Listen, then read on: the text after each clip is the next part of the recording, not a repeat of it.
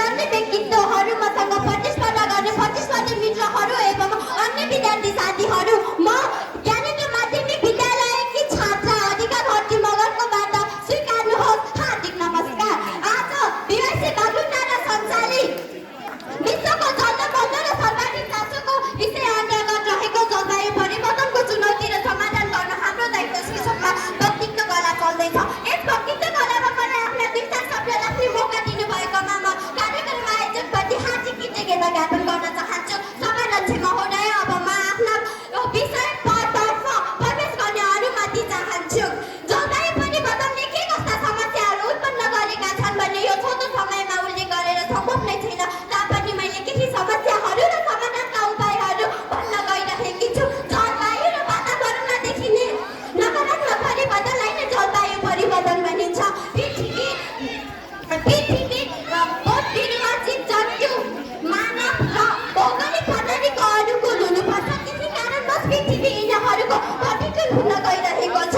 सभाध्यक्ष महोदय, जलवायु परिवर्तनका कारणले गर्दा हामीले देख्न सक्छौँ हाम्रो नेपालमा यस्ता घटनाहरू घटिरहेका छन्। गर्मी मौसममा जाडो हुने त जाडो मौसममा गर्मी हुने, पानी पर्ने समयमा पानी नपर्ने र पानी नपर्ने समयमा पानी पर्ने जस्ता समस्याहरू देखिरहेका छन्। चैत वैशाखमा फुल्ने नारी गुलाब फुलहरू र अन्य प्रकारका फुलहरू सबभन्दा अघि र पछि फुल्नु मसिने वर्षाको निश्चित समय देख्न नसक्नु जस्ता कार्यहरू जलवायु परिवर्तनकै कारणले भइरहेका छन्।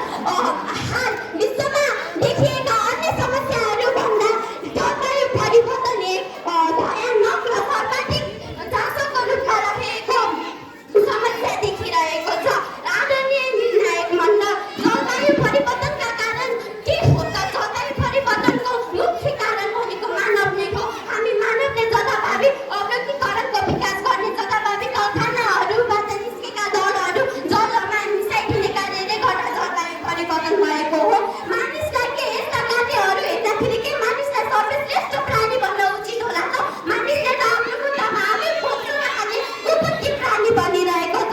सभाध्यक्ष महोदय, जलवायु परिवर्तनका कारणले गर्दाखेरि हाम्रो नेपालमा रहेको हिउँहरू प्रकृति अहिंसाको लड्दा बढ्दै गएको छ।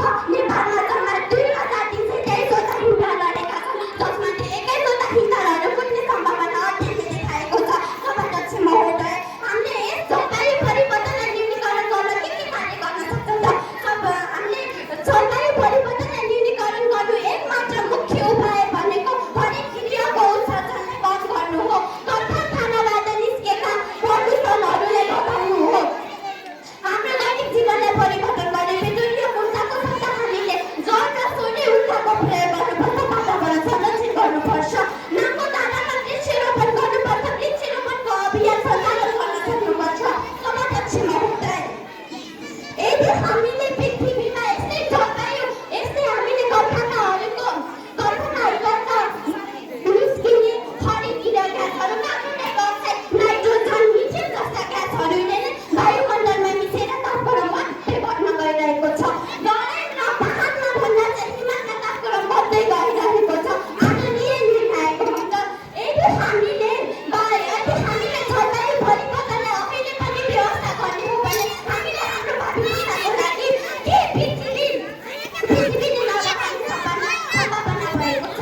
प्रकृतिले हामीलाई जीवन दिन्छ र हामीले प्रकृतिको संरक्षण गर्न हाम्रो नैतिक, सामाजिक र मानवीय दायित्व हो। म अन्त्यमा यही भन्न चाहन्छु कि हामी पृथ्वी हाम्रो सबैको साझा गरौँ। हामीले पृथ्वीलाई संरक्षण गर्न हामी सबैको दायित्व हो। यदि हामीले पृथ्वीलाई संरक्षण गर्यो भने पृथ्वीले पनि त हामीलाई संरक्षण गर्छ, होइन र?